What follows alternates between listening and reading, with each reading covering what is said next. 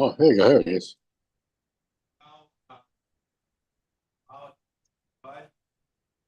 For that,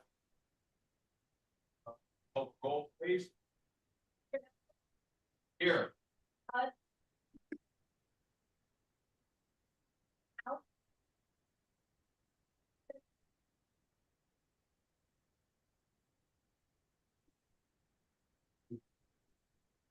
Can you hear me? Hi, Mel. Cheryl Bud here, yes. Have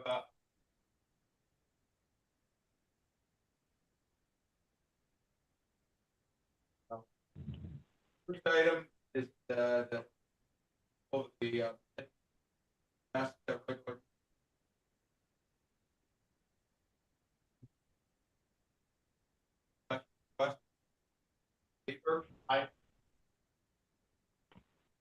Second item, the agenda.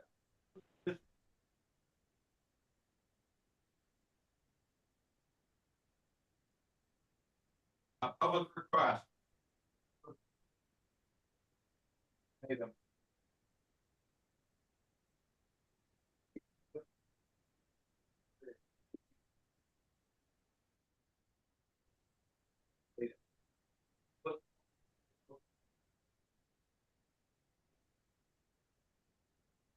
Mel is here.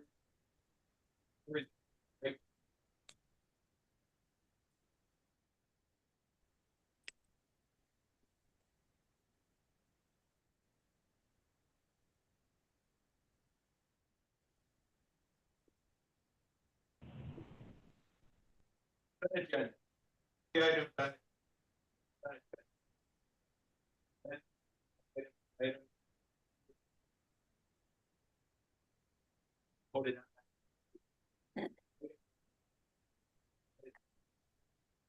The executive director or airport legal counsel for discussion before the remaining items on the consent agenda have been moved and voted on.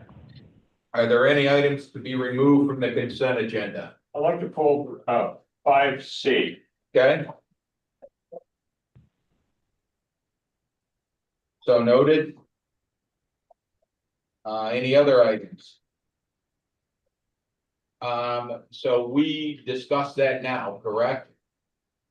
We vote on the two remaining items Okay. that are on the consent agenda and Okay. then discuss items C. Okay, is there a motion to? I'll make a motion to approve the two items, the noise abatement program and the Garth Solutions contract extension. Second? I'll second those. All in favor of approving the two items on the consent agenda? Aye. Aye. Hi. Okay, now Hi, this is Cheryl. Hi, this is Mel. you know, they can't, you guys can't vote, so there's no need to. Oh, great, thank you. Right. Good. Okay, got it. All right, item, C, okay. Which is the, landscaping services request for, proposal. Travis can present that item. Okay. Travis. Hi, we recently released, back in August, a RFP to have a landscaping proposals for all of our campus here that we maintain. We received 12 responses by the deadline at the first part of September. And after doing a thorough review and ranking, the ranking sheet is listed in the memo. The Fresh Start Maintenance Incorporated to be the highest ranking submittal for the property. Questions? Yeah, I was reviewing the proposal by the number one that they're asked to approve, which is Fresh Start Maintenance. And I'd like, if they live up to what they're proposing, that's great. However, on my way in here, I noticed that we are in bad shape on Airport Road. I counted 8 dead trees that are dying. Wow. Most of them are not doing quite well. There's some areas that are overgrown, other areas that are not being taken care of. The trees have not been trimmed at all. There's two or three right here in the parking lot. and we have two dead trees, yes, out here in the parking lot.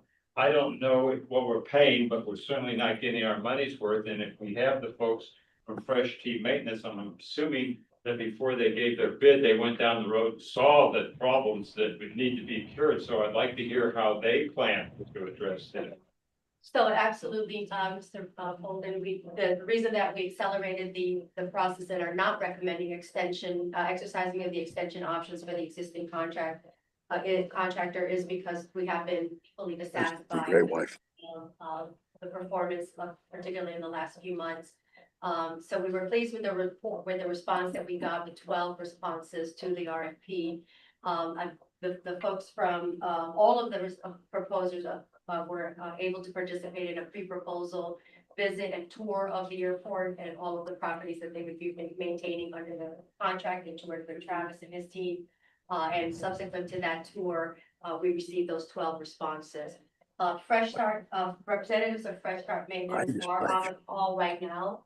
And they are able to answer your questions, maybe speak to what their plan is for freshening up. We are asking them to provide a proposal to freshen everything up, and then that would be subject to our review, and then they will be maintaining everything above and beyond that. But before we continue, can everyone on the phone please put their phone on mute, because we're getting some background conversations, please. Thank you. Thank you, Mr. Chairman. So we'll turn it over to Fresh Start folks who are on the call. If you can identify yourself and then speak to the process that you intend to engage in with the contract. Good afternoon, everyone. Can everybody hear me correctly? Yeah. My name is Nicholas Petrino. I'm the CEO of the company Fresh Start Maintenance. We are completed the bidding process for this RFQ. We have assessed the property and have seen the dead trees. My quality control supervisor, Mr. Ruiz, and Ms. Heather Guy Wallace met with your representatives, I believe it was a week ago, and assessed the grounds and which trees need to be replaced. Once we begin the contract, we're going to be assessing it further and creating a proposal for your review to replace the dead trees, remove them, and any subsequent issues that need to be addressed outside normal contractual maintenance standards.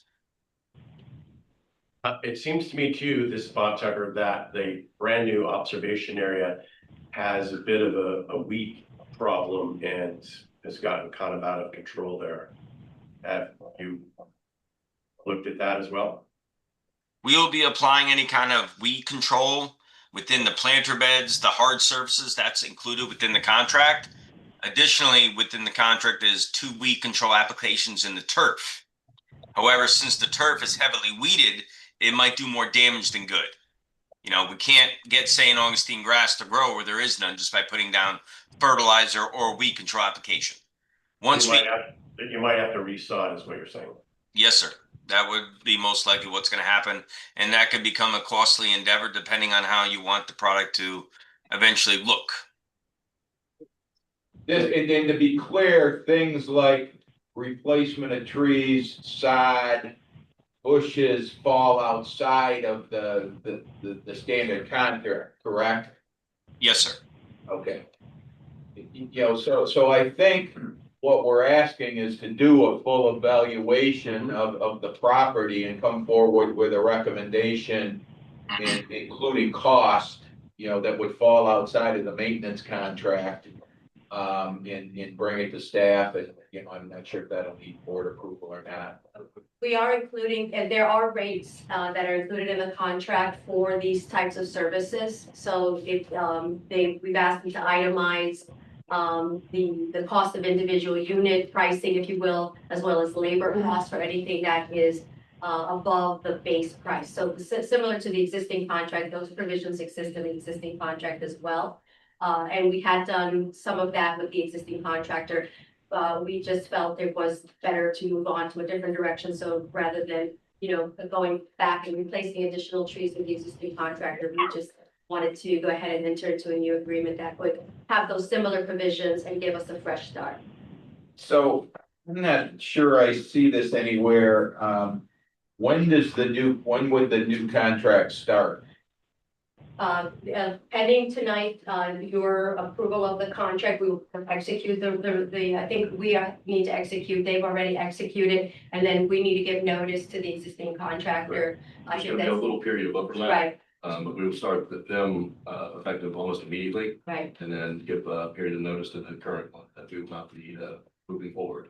right. For And they, terms in their existing contract. as was mentioned, they were here last week and did an initial assessment, including of the observation area, customs as well, which is another facility that is included in the contract, and of course, everything associated with Airport Road. So, they are already working on this initial kind of cleanup proposal, and we contemplated that with all of the vendors that came out as well. In the RFP, we also included, the airport road plans for the landscape plans, included a species list of every building we have here, common species, plantings, and all that. So that was available to get like a line item price of whatever species of palm tree is gonna be this much, and this type of hedge planting would be XYZ price, that type of thing. So those are. So part of the reason we're not sticking with who we got is the issues that Gene and Bob are bringing up. So my question is, how do we prevent this from getting to this point in the future? I mean, we've invested, in all the airport route improvements and everything else on the property, we need to ensure that it just doesn't get to this point. Correct. Eight dead trees don't happen overnight. No. Yeah, there definitely was a very long lead time in response with the existing contractor. So when we would identify a tree that needed to be replaced, it just became a long and Multiple protracted, proddings and right, process. responses. So do we have provisions? We have performance provisions in the contract that they're required to have. So, we will be a fully execute or availing ourselves of those performance provisions that are included in our contract. Any other Mr. Chair, questions? yes, Go ahead, this is Cheryl. Can you hear me? Yep. Following up on your comment, what avenues do we have to recoup costs from our previous, or I guess at this point, existing contractor? As you noted, eight trees don't happen overnight, and they're also not expensive to replace. So it looks like we have a pathway for going forward, but this is costing us a lot of money to fix what the existing contractor has their non-performance. How are we recouping that? Well, the landscape that was installed as part of the airport road project, or even this building project and customs, there was an initial warranty period that what we availed ourselves of were any of those trees or any of the portions of the landscaping that were not thriving or not surviving after the initial installation. Clearly that those warranty periods expired a couple of years ago. We're in these trees and landscaping were installed over 4 years ago. So the contract that was the existing contract that we're not renewing was executed a year after the plantings were installed. So there was an initial warranty period that expired long before now. So what we have been doing since then is when a tree or landscaping is identified that needs replacement, there are kind of provisions in the contract for unit pricing and labor costs. We would ask the contractor to provide a proposal. So we were still paying for it either way. I think the challenge was particularly in the last year, just getting that responsiveness when we would ask for a proposal to replace 1 or 2 trees or to do mulch or other type of work. So it was that lack of responsiveness that really kind of precipitated this change. And it's been more so in the last, I would say, 9 months or so, right, Travis? You do it more directly. So we did. Okay, so it sounds like we don't have the warranty, so that answers the tree part, and they've been unresponsive, but it does seem like there are some minimum standards there for performance and maintenance that they haven't maintained that would fall under, an existing contract. I mean, Amy, maybe opine on it. I mean, my opinion would be it's gonna be a fruitless road to pursue, but So it depends on what you're really asking to have recouped. You know, most of your contracts have default and remedy provisions that require notice and a cure period. And so most of your contracts, in fact, the one that is in front of you says that if you ask for them to cure something, they fail to cure it, you have to cure it yourself, you can be compensated for that. However, that's not the same as saying that some failure on their part is what caused the tree to die, and that they would have to pay for the replacement of the tree. That's a different No. question. I don't know. the Let me answer just to that question. interject. I'm fine with the tree issue. I understand that we've all done similar things in our own residences, and you know, after a period of time, you're just responsible if something like a tree dies. But if it is, but it sounds like, I mean, I've been coming down the same road that you have for the last couple of years, and it hasn't looked good. And we've said in these meetings before that it seems like they have not fulfilled the minimum standards of the contract. So do we have any recourse there? And it's not so much a matter of, well, I guess perhaps it is. You look at it from a financial standpoint. Is it worth the effort to try to recoup a few $1,000s? I don't know. But it does kind of bother me that it has looked so bad for so long. And we're doing the best we can. We're doing our due diligence and going forward. But to just say, okay, that's the way it goes, and just write it off as a loss. And if that's the thing to do, then that's the thing to do. But I just would like to be sure that is.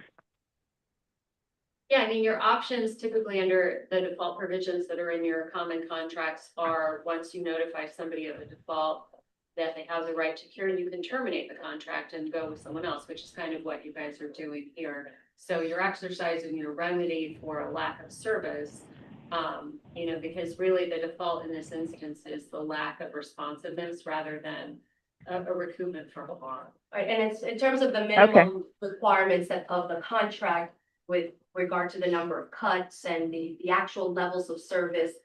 Those have been met. They show the Okay. basic. They do the basic minimum requirements of the contract. I think where we've had the gaps in this end of service have been the responsiveness to additional work, such as replacing trees or adding additional landscape or additional mulching, etc. So they essentially turned their back on additional business from us. Right. I mean, is what it boils down to. So, Yeah. Okay. Thank you. Gene? Yeah, in the proposal, I just wanted to clarify a couple things. You listed water truck service. Do you own a water truck? Nicholas? We have access to a water truck. If you're considering the big trucks with the vat on the back, we have access to one, but we do have a truck that has containers that we have tubes that can come off that can supply watering in around 150 gallons per visit. 50 gallon. And also on the tree replacement, I'd like to make sure that we're replacing the trees with a tree that is at least mature enough to similar to what is what's there now. Yeah. Right. And I think also, Nicholas, consistent with what Gene's asking, is when you do your evaluation to include, your assessment of any need for irrigation, fertilizer, et cetera, as part of that, if we don't want to go down the same road again. Trees down, so. If we attain the contract, we're going to be doing an assessment with the state of Florida, the university down in Miami. We're going to be taking soil samples of the dead trees to see what potentially caused the trees to die, because there is a disease right now through South Florida called Ganoderma. And if the trees did contact Ganoderma, it's a spreading disease. That's why maybe so many died at one time. But we can't put a tree back in its spot if it has that disease. It would just waste your money and our time in putting these in. Thank you. If there's no other questions or discussions, we'll entertain a motion to approve item BC separately from the consent agenda. So moved. Any further discussion or questions? All in favor? Aye. Mel, I. Motion carries. Thanks, Mel. Okay, presentation of the operation and noise abate, No, that's done. oh, that's part of the consent Yeah, agenda, we go- sorry. Financial report. Okay, financial report, thank you. Federal, state, and municipal input. Clara? There is none. There is none. Financial report, presentation of the September financial report. Mr. Now, would you like to introduce this item? Yes, thank you. You have in front of you some of the details regarding the September financial report. I'll just note for the record that this month marks the end of the fiscal year, and it will give us a very comprehensive view of where we stand. There may be some adjustments as we go forward, as we get additional bills coming in and so forth to finalize the report. I have reviewed the detailed chart of accounts for the month of September, and I found everything in order. There are some variations on the expense side, which are noted in your board package and summary. I'm sure Robert will go over those. And before you is a summarized version of all those details. So with that, Robert, I'll turn it over to you. Sit down. Before you is financial report through September 30th of 2025. Total operating revenues year to date are approximately 8.3 million, and that's 1.5% above budget year to date. Total operating expenses are approximately 4.8 million, and that is down approximately 25.6% to budget. And then net income before depreciation is approximately 3.5. So on behalf of Airport Management Secretary and Treasurer, we respectfully present the September finance report to the Airport Authority, and I'd be happy to answer any questions that you have. Could you go over, Robert, just those couple of variations that are in the summary letter, just for public who's. Yeah, so we have a few variations in the projects. That's going to be due to the timing of some of the invoices and just kind of some of the timing on the start of the projects moving to the budget as of last year. Some of them got moved a little bit later in the year, so the money will be deferred to this current budget year as well. So that's down about 40%. So that's a big chunk. And then the office operating expenses are also down. They are down about 30%, and that's due to a couple other projects that I want to do in different ways to save some money. So we ended up just moving those or kind of coming up with a different solution for them. And then the customs facility expenses are also down as well. And that's due to some of the billing issues that they've had there at customs. So, any other questions? If not, do we have a motion to approve the September 2025 financial reports? So moved. Second? I'll second. Any other discussion or questions? All in favor? Aye. Motion. I. Tenant reports and requests, presentation by Atlantic Aviation on vertiports. Clara, are you going to introduce this item? Sure, thank you, Mr. Chair. So we learned that earlier this year, and you may recall as well reading about it, that the Atlantic Aviation acquired a new line of business, vertiports by Atlantic, formerly Barovio. And so we're very excited about that, and we've had conversations with Atlantic over the last few months about what that means for the vertiport, potential vertiport development here in Boca Raton. We also have a special guest with us here today. We have Andrew Duffel with the Research Park, who not only is our landlord, best landlord ever, but also, you may recall, has been working with Barovio and now Atlantic on a site for vertiport at the Research Park. So we've invited folks from Atlantic to give you an update on where they are with the vertiport business and specifically what it may mean for the Research Park here and for the airport. And I'd like to introduce Rolando Tapanes with Atlantic Aviation to make that presentation. Good afternoon, everybody. Rolando Tapanes with Vertiport by Atlantic. And as much as I'm sure you'd like to hear me speak, I sent Clara earlier this week a video which gives a synopsis of the industry and where we've come from and where we're going. And then after it's over, I'm happy to answer any questions specific to what we're doing here that you'd like. So without further ado, Vertiport by Atlantic.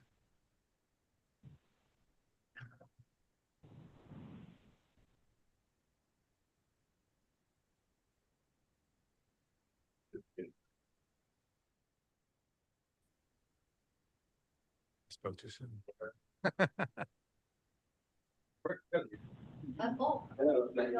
Earlier.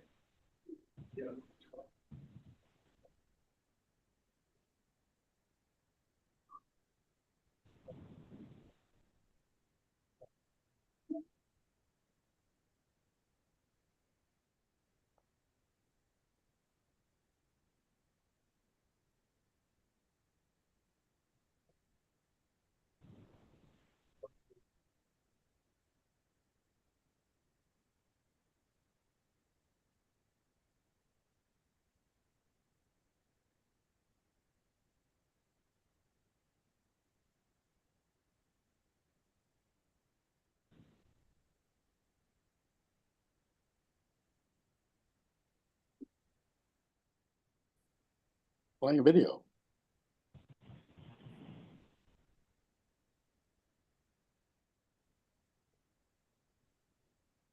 Have to start it over.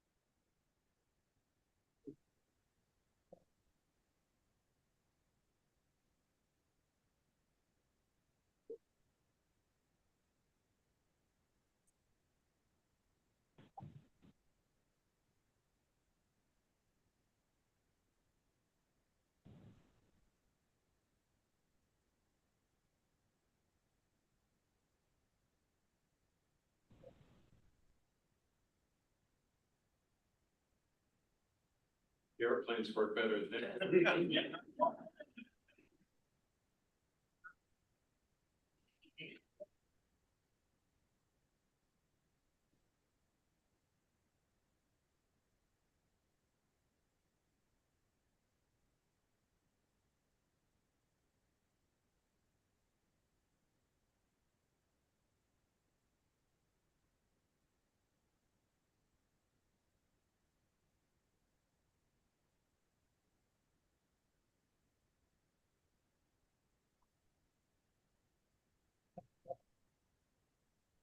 I think we're good.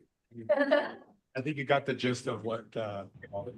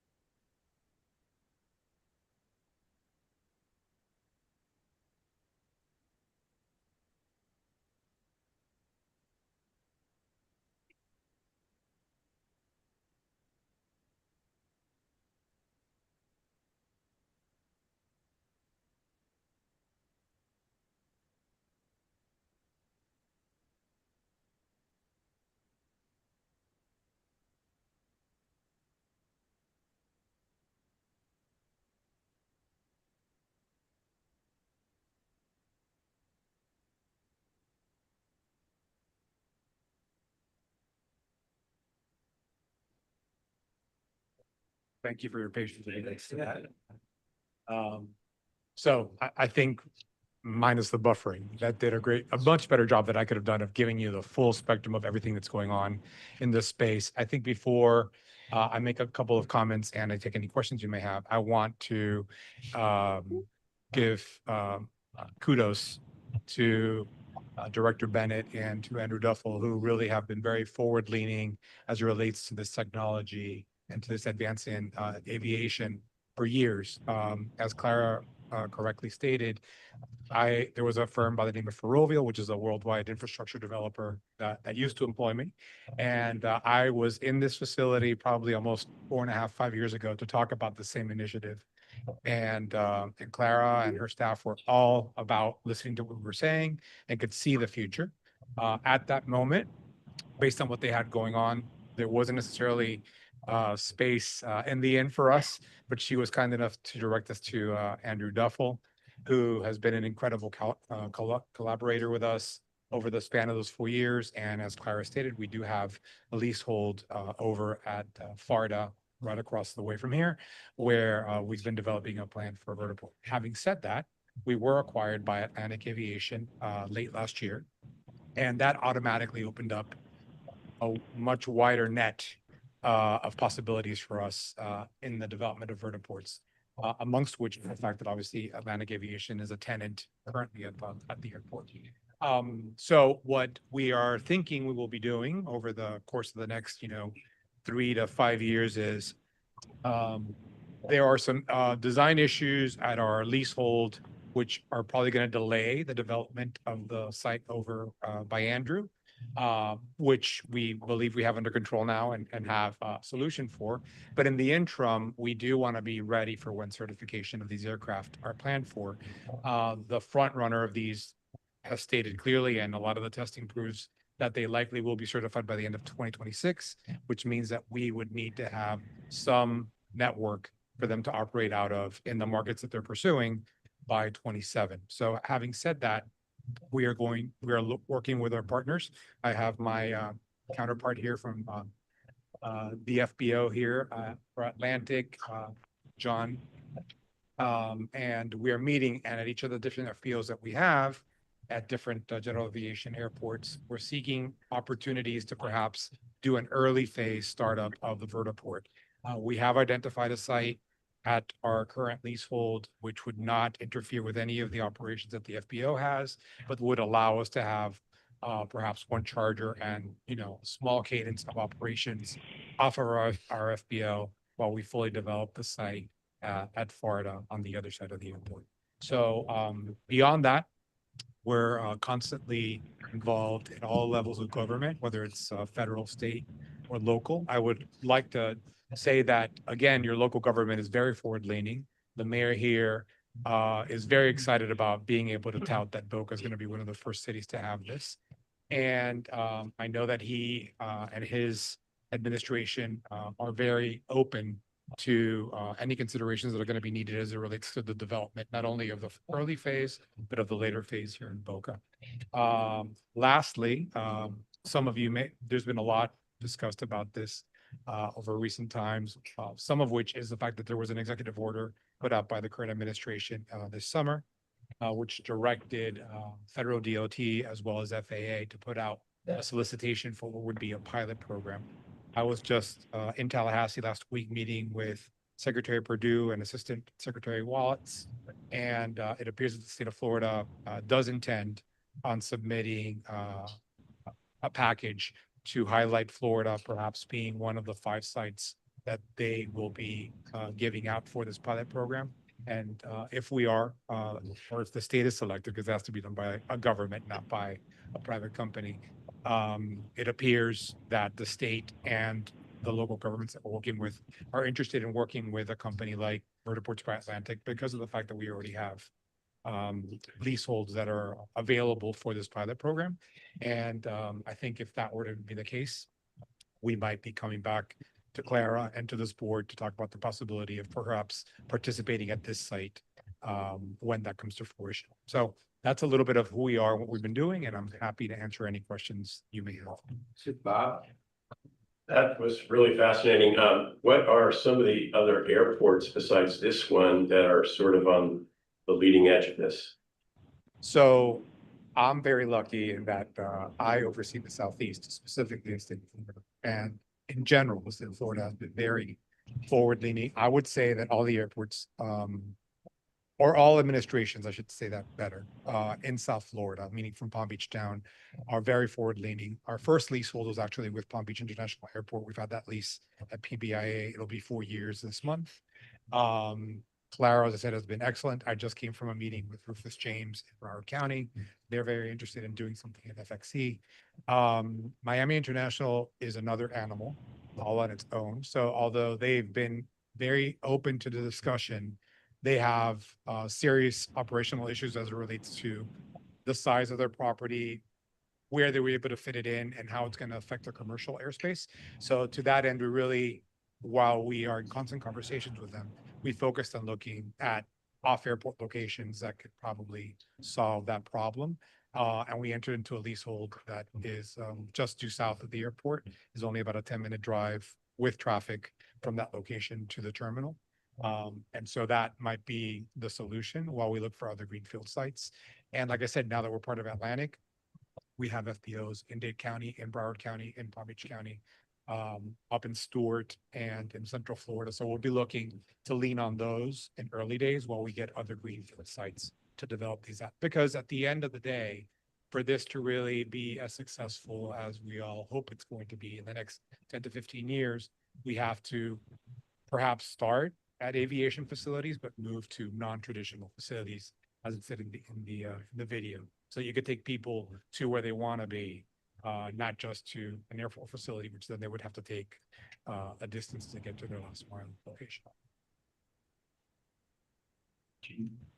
Yes, the facility that you're proposing, and I understand you have, I think it's with Archer, you have a relationship with Archer Aviation, but how many, can you explain, give us some idea of the size of what you're proposing?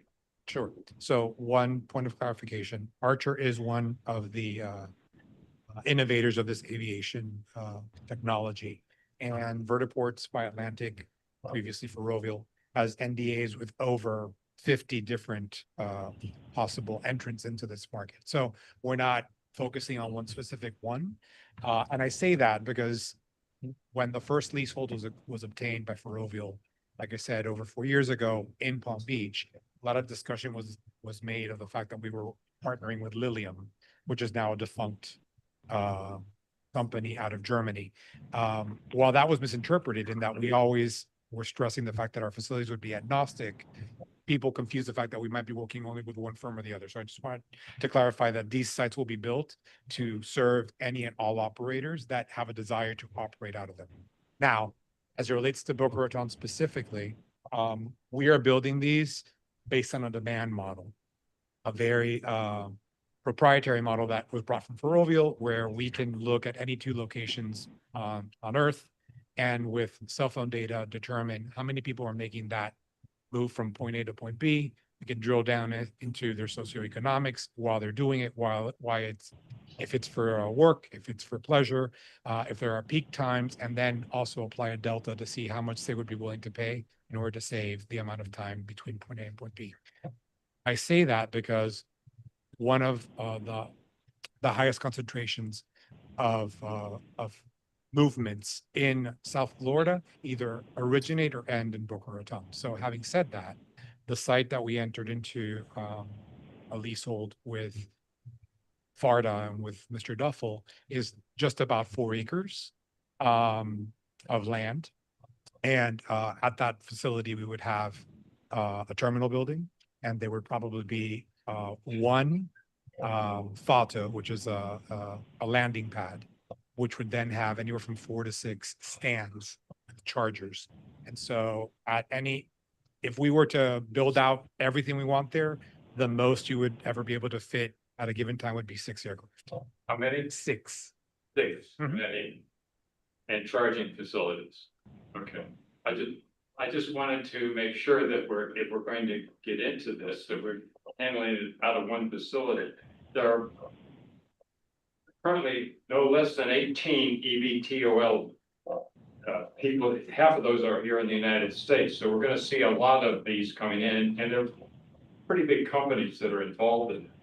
So we want to make sure that whatever we're doing, we can accommodate those as they appear and both facility wise, charging wise, and because these things obviously, once they've completed the mission, they're sitting on the ground for a period of time till they can be activated again.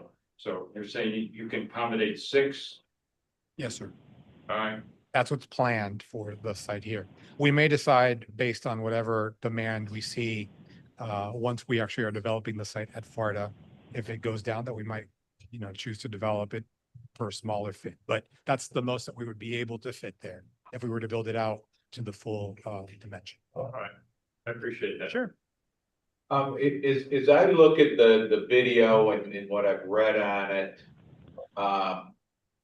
it strikes me that, that a lot of people would be asking the question, well, what's the difference between this and how people would use helicopters? And, and I know, there's some efficiency issues and whatnot, but could you give a little bit deeper overview of that? Of course. So number one, this innovation in aircraft, although they hover like a helicopter, they then transition and fly on wing like an aircraft, so they're quicker. Number two, because they're electric, obviously the major complaint with a helicopter is the noise complaint. So that would be mitigated or eliminated totally. And lastly, because of the way the entrants are coming in, and I should highlight that I'm on the infrastructure side. I'm not on the innovative side or what they're going to charge, but a lot of these are modeling it sort of as a car service in the air. So whereas people will be sharing one of these aircraft to be able to get from point A to point B, and they would then defray the cost that way. But other than that, really, it would not be that dissimilar than what is going on in New York, for example, in helicopters, in that you could take one from Midtown Manhattan to the airport. I think as this develops fully, though, it'll become more ingrained in our society, just like happened with Uber. I remember when Uber first came out, only business people were taking Uber because it was expensive, but now, we have all different levels of Uber, and I think we will see something similar with this technology. Initially, these aircraft will be piloted, but in very short measure, Boeing, for example, that's working with Whisk, anticipates they'll have an autonomous vehicle that will be ready to fly by 2030. And all indicators show that once autonomy is factored in, that'll bring down the cost tremendously. I had just another question on, you mentioned potential site on our property at some point in time, which I know, we've talked a little bit about. Could you, the pads then would be bifurcated between here and the research park property. Is that manageable as one entity if the pads are right next to each other? So I apologize if that's the impression I gave. The approach would be a phased approach, meaning that because it would be quicker to stand it up, and because of the cadence at the first 3 years where there's going to be hardly any aircraft, not that many operations, it's going to be probably more people, that their interest is peaked, or it's not going to be the cadence that truly will be in existence when this is truly commercialized.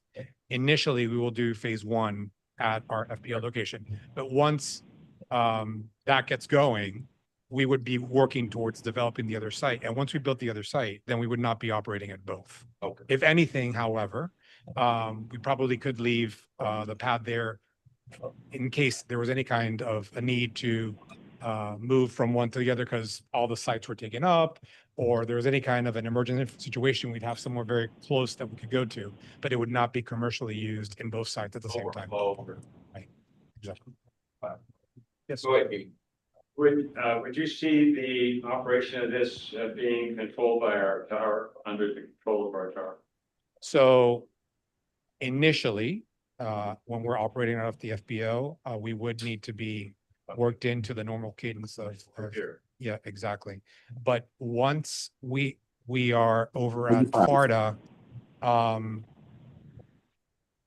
there probably would be some interaction with with the tower, but I don't want to overspeak as I'm not an aviation expert, but I don't think it would be cadenced into the commercial aviation that's going on over here. But there probably would be some interaction between the pilot and the tower to make sure that they're staying within the paths that have been demarcated for the landing and the takeoff specific for this aircraft. Any other questions or comments? Andrew, anything to add from your perspective? No, the research part is very excited to partner with both Atlantic and you on this project, where we do whatever we can to facilitate it and have it possible. Exciting stuff. I can affirm everything Andrew has said. Like I said, from the beginning, he's been an incredible collaborator, a wonderful landlord. And we're lucky that Clara introduced us to him. So, thank you all. Thank you. Thank you. Pleasure. Okay, executive director and staff reports. Presentation of the noise exposure map update. Robert Pratt.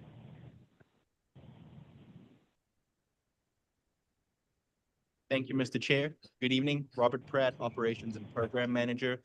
As you're all aware, we have kicked off a update to our noise exposure map roughly a year ago.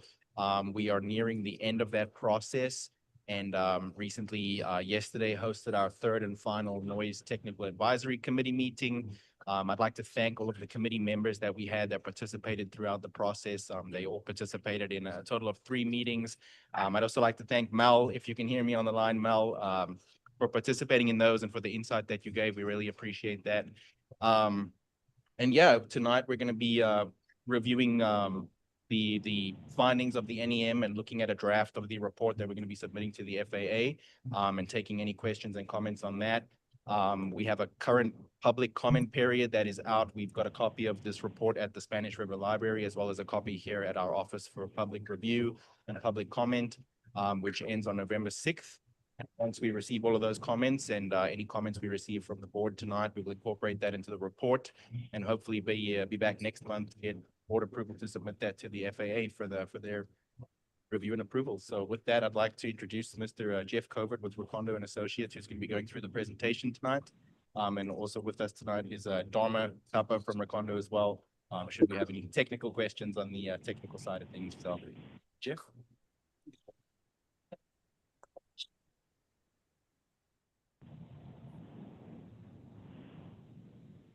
Good evening, everybody. My name is Jeff Covert with Recondo Associates. Thank you for the introduction. As Rob had indicated, we held our third final tech meeting yesterday. We also held our second and final meeting. I will be providing a brief overview of the results of those meetings today in this presentation, which I will start. Okay, so on the agenda, as Rob had indicated, we have released the draft and update report to the public for their review and comment. There is a 30-day public comment period for that is the window where public initial comment on the NEM update report that is in a draft form. So I will be going over that. We'll also stop. I won't go into too much detail on this, but it shows you review the NEM update process, where we are in phase and after we receive comments and closure period, The trading. overall.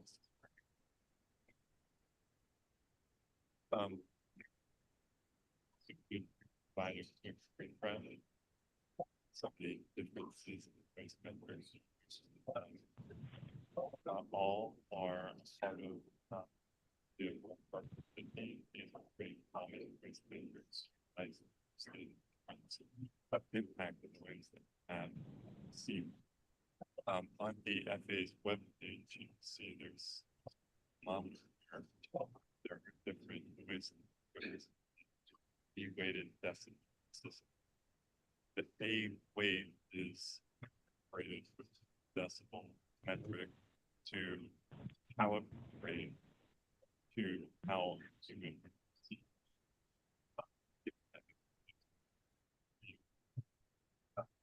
reaction noise is different. So this is an ADA metric. It's this thermometer, this comparative noise represent the elements maximum noise level C, and it also provides examples sources of each of them. So, for example, about 60 to 65 is normal stage. That would be the LMAX stage for EVP perspective. 70 EVA, given that's logarithmic, it's about 10 times the energy normal for people to see.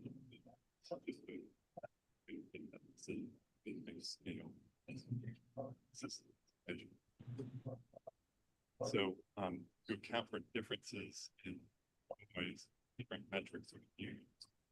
So LMAX is one key level that may be deceived. However, we all know that noise is perceived differently across time and space as you are further away from the source of the noise. Closer, same thing with information. So there's a pair of random approaches down, over the noise may be lower, but as it approaches overhead, to your receiving point, it's an LMAX value there. Then after crossing over the sound level. There's different ways to really represent that. In the LMAX, max, but you get it with also indicated here. You can also have a sync expresses the noise energy 1 second and expresses that in 15 minutes. This is all to say that aircraft noise is very complicated. We have multiple aircraft profiles, and the FAA measures a DNL value to measure aircraft noise in airports. The DNL, or the United Average Sound Level, is the only metric that to assess land use compatibility. It is not necessarily how noise is perceived by the receiver, but it's a way to use, it's a metric used for means of land use of land. What it does is it bases the sound level and averaging the and presses it into a cumulative noise exposure based on the 24-hour periods. It assigns in this penalty for any noise events that occur at times. It could be about 10 p.m. And that's to account for sensitivity of noise density. So this is how the FAA assesses noise impacts the United Average Sound Level. Again, it's a cumulative noise exposure level. It's not although it does incorporate the what would be an LMAX value. However, it averages them 24 hours. So it's a cumulative metric.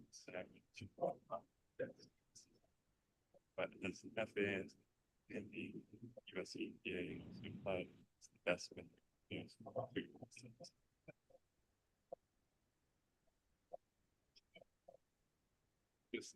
That was a refresher of noise. Now I'm going to go with rapidly into the report.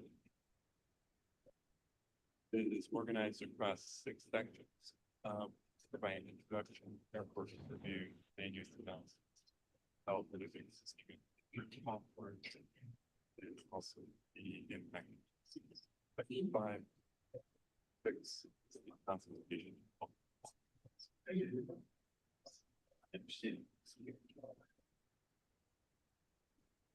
One introduction. That the airport and really first adopted. 7. 50. 13 CFR 50. 5. First study here.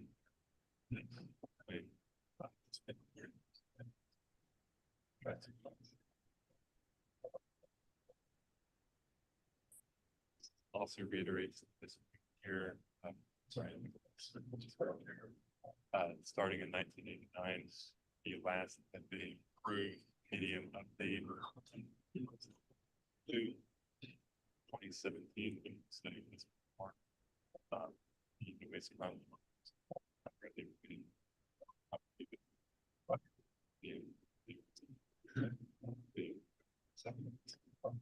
Since then, or that's.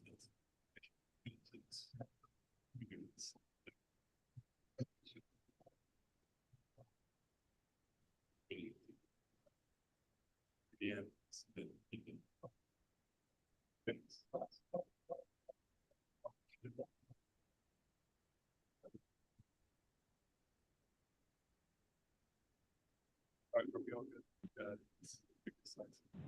Yeah. The mic was.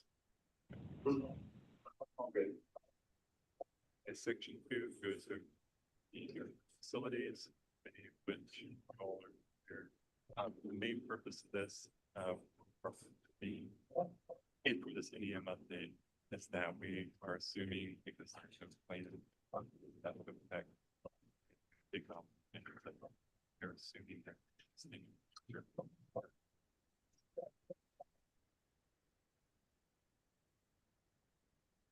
we the report that we outlined the data used to develop the existing land use maps and in these things to assess the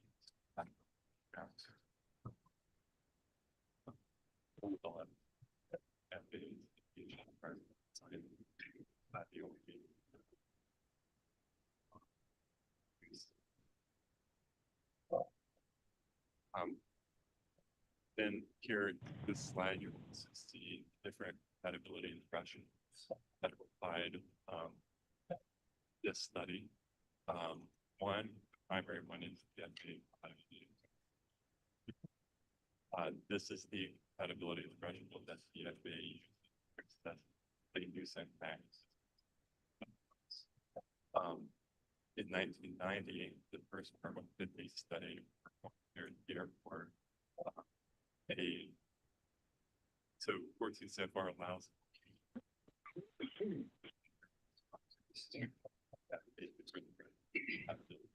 and in 1990, the airport authority exposed the DNL 60 to assess land use compatibility. So since then, that has been the land use compatibility incredible.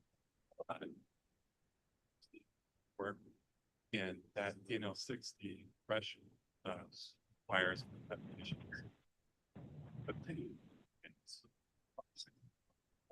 Still more rigorous than the DNL 65. Yeah, they applies. Just running best members. City also has changes. And similar to this is for any future land use that's to an application design. Sure. And it's based on 6. So these are our existing land use. Pretty typical how everybody's knows the airport is around residential and there.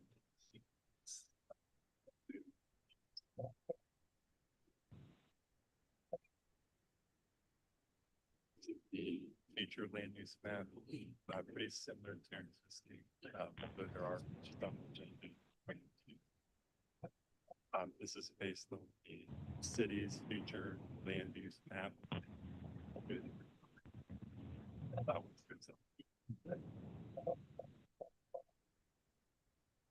Section 4 goes over the inputs into the model used to develop an air path.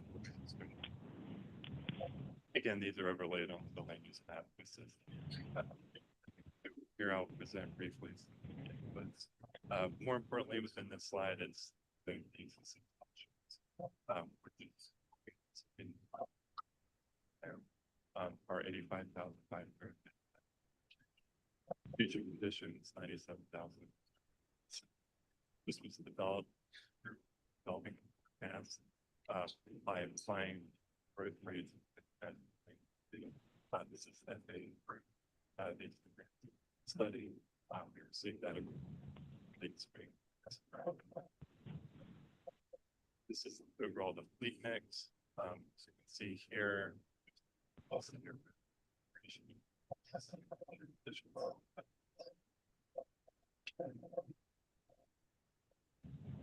Here are it's also presented percent over so that 89,000. And next slide, this is the percent rate.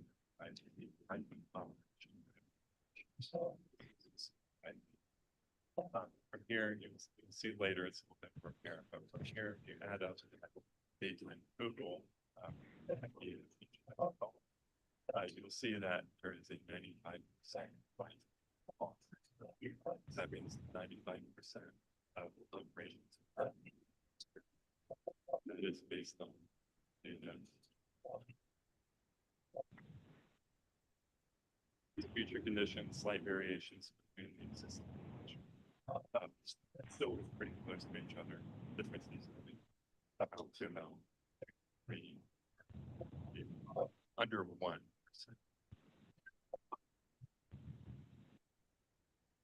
Pretty similar to being.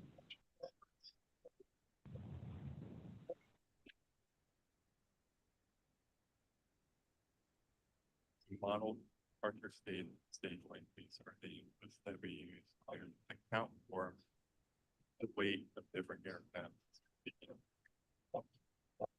Jets, for example, they have a longer distance to be fuel, so therefore they require higher thrust, which may have higher weight. That is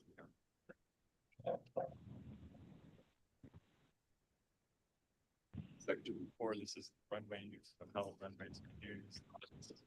When you do that actually airport, see that the dominant pattern where the east flow taking off from 5 and account for about 10% based about 22%. And here you can see the 95%.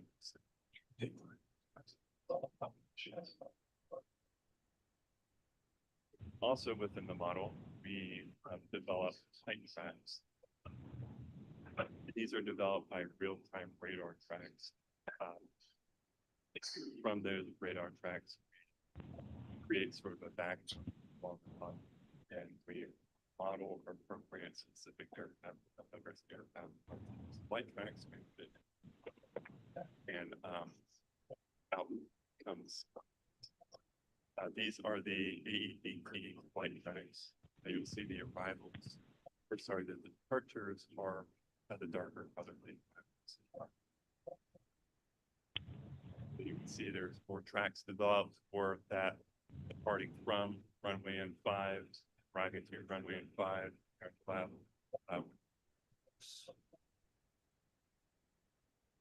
Sorry, the touch and go track, so you can see the racetrack there.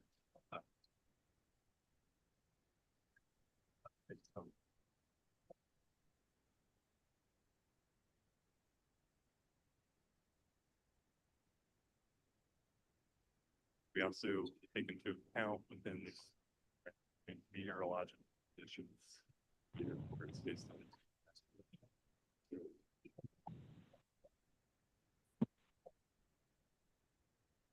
It's section 5. So using the modeling program as FAA for the AEDP modeling, we develop contours and we overlay them on land use. This is the existing conditions. So it's the existing conditions. Noise contours overlaid on the existing. You can see here the DNL 60, which is the threshold of compatibility that is already in the city. You can also see here green DNL 65 federal language compatibility. You can also see how the contour shape is reflective of the type of operations. Generally departing 5 that includes one reason why you have a wider contour on the day 3, driving the runway 5, so that's why there's the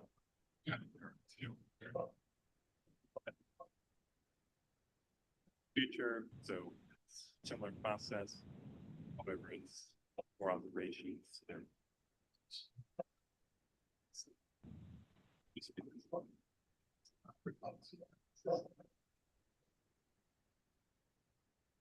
Here is the impact table. If you can see here, there is no population within the 60 and above.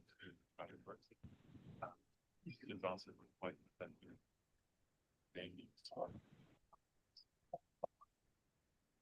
Therefore, there is no non-compatibility, residential non.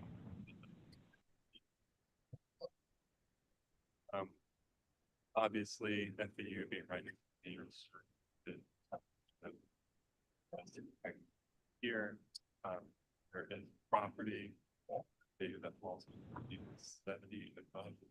It is the same congregation. Of the existing condition contour on runway 5 was a transit lodge there. However, then that property, the contour, the DNL 60, did not shed any lodging.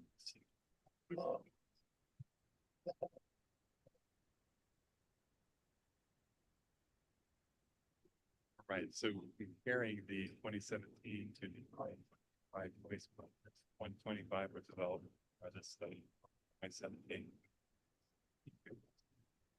You can see here the main reasons why they are different is the aircraft noise profile. 2017, the aircraft were noise here.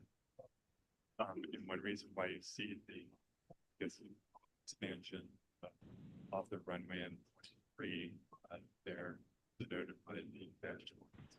A lot of that is a result of the aircraft operation. Modeling had a lot more side like versus the aircraft fleet mix now are generally quieter.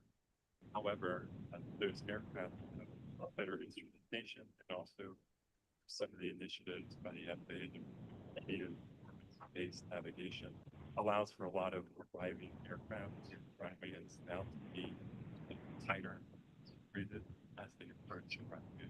Therefore, that's why you kind of see a more narrow, elongated contour of 5, which is a lot of small line in comparison to the dash.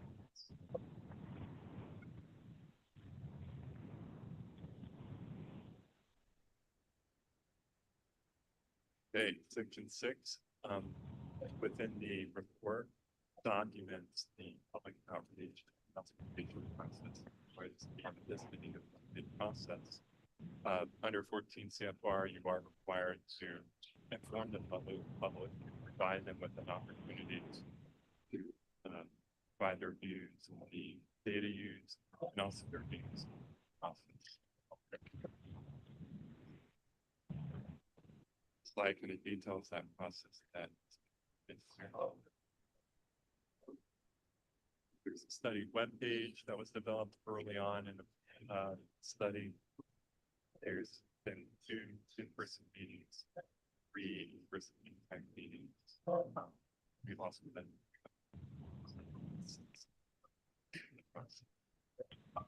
the rigorous study is part of the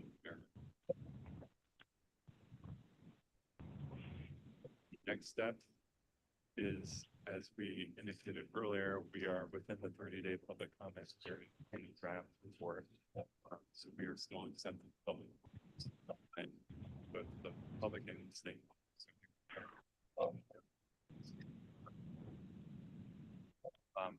We will, after November 6th, read through the comments and assess how we to 14 step or 150 preparation of the needs that require me to respond to each individual.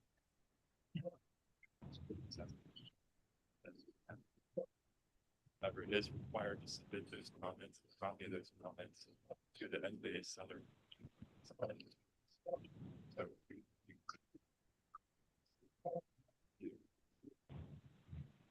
this is the main next step. They have a review period all the opinions are accepted as brought over that review period. But generally, there is back and forth. That's it.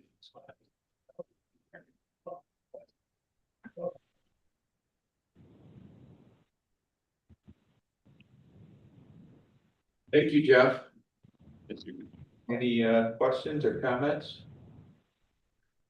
Appreciate it, and you know, as you outlined, we'll obviously be seeing this again to finalize them, correct? Right. Thank you. Thank you. Thank you.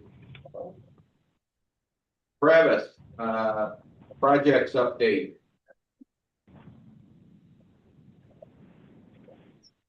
Mr. Chair, brief in this, first off, stormwater improvements, access road widening, they're starting to wrap up now. They start sodding this week. Recently installed some additional junction boxes for future electrical when the fiber optic cables go into the tower, in case we need to expand things in the future and not have to tear the road up again. So yeah, did this as part of this project.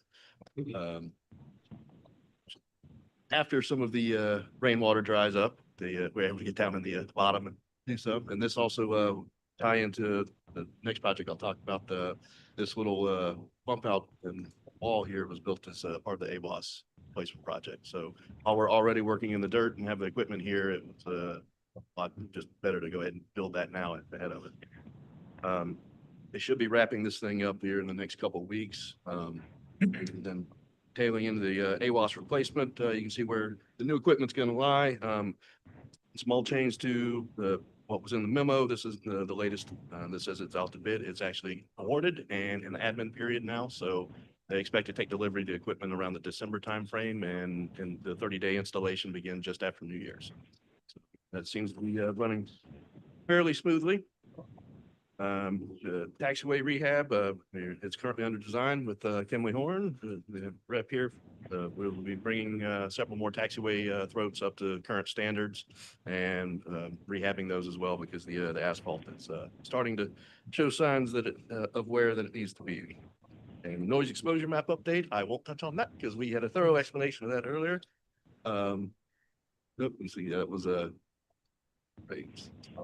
Atlantic Aviation, they've moved on to rehabbing the ramp now. So that's a lot. You see the piled up former stormwater drainage system up there. They've got new piping installed and several phases in. They are racing to try to finish up by the end of the month. We've already had one TFR, so they have a hard out to stop paving operations and get this phase wrapped up. So they have access to all of their ramp space over there, and then finish up the paving project again in spring after majority of the TFRs are done, so we don't lose any aircraft parking. That was the last one. Generator connection project. Before we get into that, they just started this week on install. So thankfully they stopped right before the board meeting with the heavy saws and hammer drills on this building. But we recently acquired a new mobile generator, and this board's familiar. We awarded the contract one of the last meetings to install easy connections at each building, so staff can easily wire in and not require an electrician to wire the generator should we need it. And last but not least, that's the back of Hannah's head. As we facilitate repairs, that was us one night rendering it safer and less debris. The board member, that was after a little bit of clean out. We've negotiated a contract for the blocks themselves, brought up at the previous board meeting, and we'll soon be releasing an invitation to bid once we get some language down, hopefully going out to the street next week for the install. So the expected delivery of the blocks, from what we've been told, is somewhere in the December timeframe. We just don't have a firm date yet. So yep. That can answer any questions. Good. Questions? Thank you. Okay, lastly, the schedule for the 2026 board meetings is attached. Staff is recommending that the April, July, and September meetings be changed from our traditional third Wednesday,